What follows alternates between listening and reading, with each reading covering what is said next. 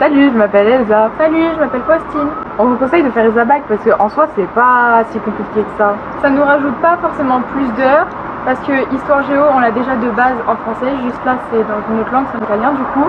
Et en italien LV2, on a 2 heures d'italien par semaine. Et en ESABAC, du coup, on a 2 heures de littérature et 2 heures d'italien. Après, pour la compréhension, en soi, c'est pas du tout un problème parce que quand on comprend pas ce que les profs disent, ils nous réexpliquent en italien d'une autre façon. Et après, si on comprend vraiment pas, ils nous traduisent en français.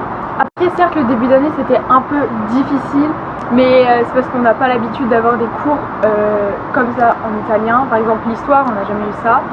Et du coup, au fur et à mesure, ça vient et c'est de plus en plus facile après pour comprendre. Du coup, chaque année aussi, on a des correspondants d'un peu toute l'Italie, chaque année des différents. Et du coup, on fait beaucoup plus de voyages et de sorties que dans les autres classes et les autres sections parce que déjà chaque année, on est censé avoir un voyage chez nos correspondants en Italie du coup. Et après, on fait plus de sorties comme par exemple cette année, bon avec le Covid, du coup, on n'a pas pu faire grand chose. Mais on aurait dû aller passer une semaine à Chambéry pour faire des choses sur le cinéma italien. On va rencontrer un auteur, après on avait plein de sorties à faire. Et voilà. Après, l'autre point positif avec ESABAC, c'est que de la seconde à la terminale, pour les matières comme l'italien et l'histoire géo, vous serez toujours avec les mêmes professeurs et avec les mêmes personnes. Et du coup, si vous n'avez pas une super bonne classe, vous savez que vous retrouverez toujours vos camarades d'ESABAC au moins une fois dans la semaine. Et puis ça développe un lien avec les profs et tout qu'on va pas avoir avec les autres professeurs parce qu'on les verra juste un an et c'est tout. Alors que là, on va rester 3 ans dans ces matières avec les mêmes profs. Et du coup, généralement, c'est une meilleure classe.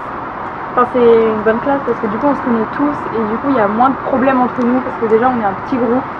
Après, les profs, ils sont super investis aussi parce que, par exemple, là, avec le Covid, vu qu'on peut pas se déplacer, on n'a pas pu avoir de correspondants.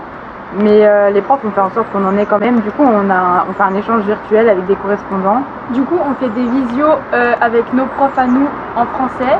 Et eux, du coup, ils viennent pour le français. Et avec leurs profs à eux, on fait des visios en italien pour nous travailler notre italien. Et du coup, c'est super intéressant parce que c'est hyper valorisé. Parce que du coup, on aura un bac italien et un bac français.